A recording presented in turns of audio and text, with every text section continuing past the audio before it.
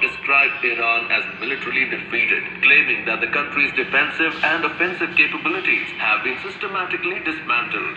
Ashish Abraham for Akashvani News. किसी से मुलाकातों में ये सिलसिले कब से चले मेरे हो गए रंगीन Described Iran as military. त्यसले अर्को छ अनुगमन र नियमनको हक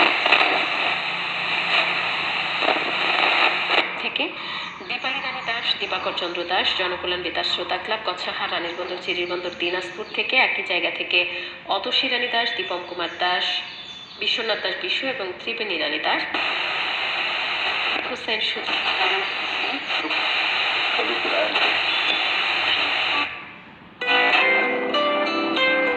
इन दिनों एक वाक्य ऐसा है जो हम सब बहुत बार